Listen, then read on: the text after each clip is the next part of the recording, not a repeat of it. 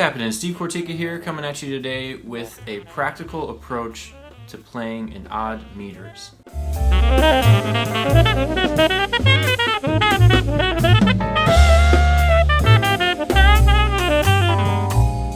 This is a PDF I put together with co-author and amazing saxophonist Colin Gordon.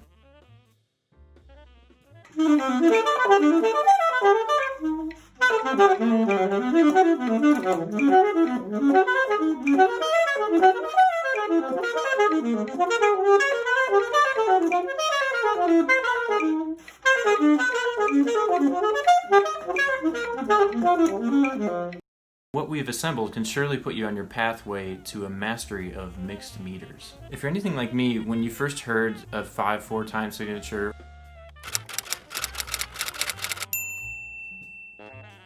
it sounded unfamiliar. Most of the music I heard growing up was in a 4/4 time signature. So pretty much everything I've listened to up until I started really getting involved in jazz and improvisation was centered around 4 beats per bar. When I was coming up and practicing, I was always wondering how to work on my timing or get better at my rhythm. And I found that addressing odd time signatures and just learning how to play through these groupings of notes really helped me to find what I was looking for. The purpose of this PDF is to get you thinking outside of that 4/4 box.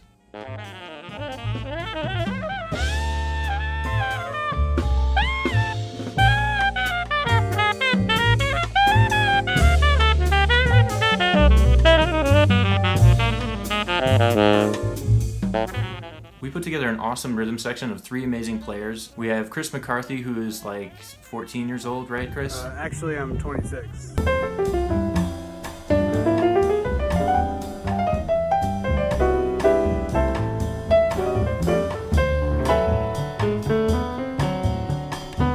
I first heard Chris when we got to play together in the house band at Gaetano, and playing with Chris proved to be a real joy.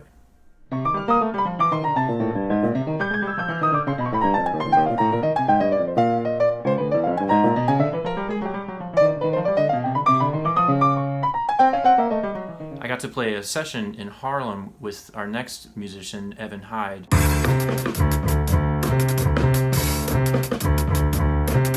who is an extraordinary drummer. Hi, I'm Evan. Looking forward to playing with you. The way that Evan plays makes swinging through these odd meters sound so easy.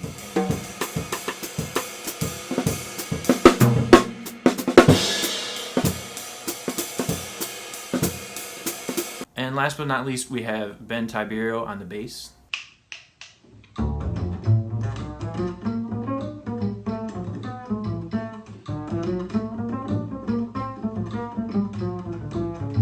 For the last year or so, Ben's been playing with master drummer Ari Honig.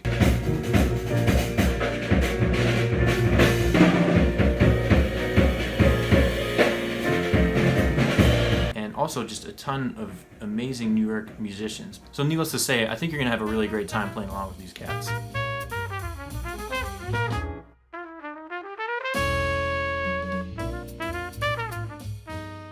So we have everything divided into 2 main subjects, and the first half is going to be practice concepts that deal more specifically with rhythm.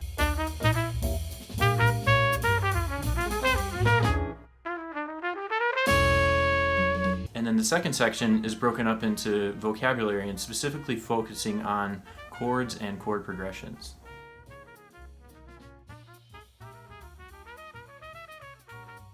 One of the first things I like to do usually when I'm dealing with an unfamiliar time signature is to break it down and usually have what I call as a fixed rhythm, where I repeat the same rhythm through every bar through a harmonic progression. 1, 2, 3, 4, 5.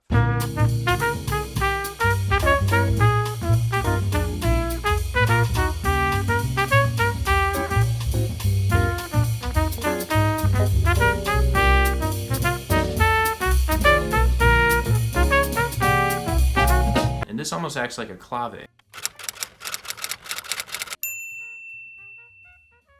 Fixed rhythms are just repeated rhythms, and they're designed specifically to help you familiarize yourself with the feel of the time signature that you're in. Another concept we chose to do was to have note groupings, so we would use 4 note groupings over a bar line. So what this ends up doing is having a group of notes that's repeating over the top of a bar line.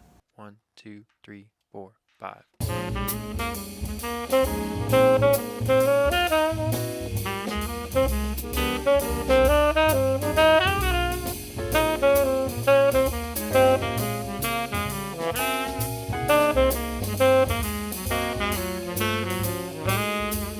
you can see with this, you're able to take familiar patterns and then place them in 5 or in 7 and see how that changes the way that the pattern feels throughout the time signature. Another thing that I found was really important and really helped my development with being more comfortable within the meter and outside of the meter and playing over the bar line is to think in terms of splitting the bar line in half. So for example, in 5/4, you're taking the bar line, you're just chopping it right in the middle, and you have 2 5/8 on either side of the bar line. 1, 2, 3, 4, 5, 6, 7.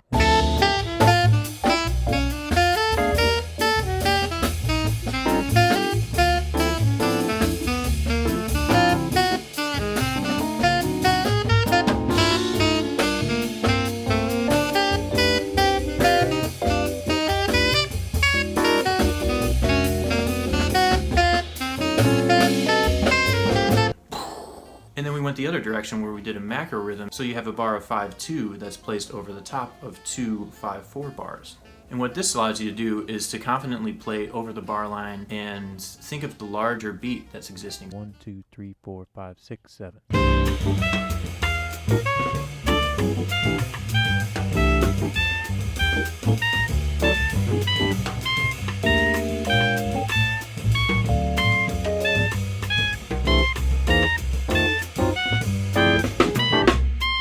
Thinking of the larger beat when you're playing in an odd time signature, it's going to help you to loosen up a little bit.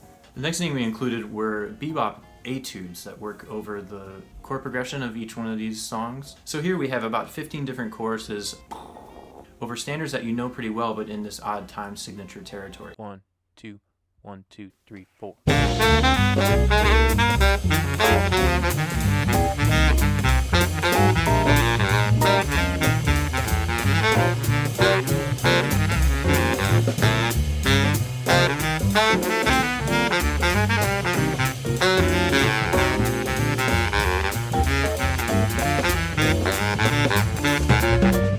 So reading through these bebop etudes is going to help you hear some really great language, but also in an unfamiliar grouping of beats. The last of the practice concepts, and the most interesting in my opinion, are polyrhythms. In some instances you'll have a repeating figure that's like a 3-beat figure. 1, 2, 3, 4, 5.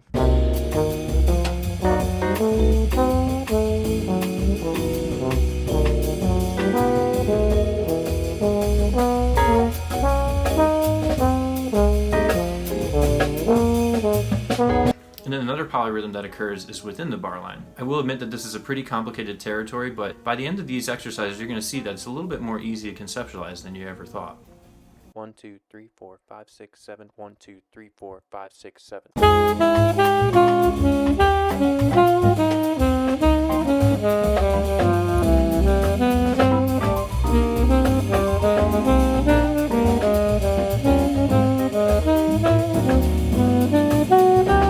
So after we got through the practice concepts, we thought that it would be great to have just some set patterns and some ideas that you can practice with just the drum grooves alone. This is going to allow you to take a step back and really just focus on the time signatures of the tunes. Part 2 is broken into 3 steps. We have 24 chord progression workouts in all keys. We have 24 single chord workouts in all keys. And 12 what I like to call extended line workouts that are written out in all 12 keys, where you're going to be playing over multiple bars within a given tonality. I definitely wish I had something like this 10 to 20 years ago, but I'm super happy to get it out there and really hope that people enjoy working through these concepts and really find the benefits that I've found from using them. So from Colin and I, we really hope that you dig this book, and we look forward to hearing you become more comfortable within these mixed meters.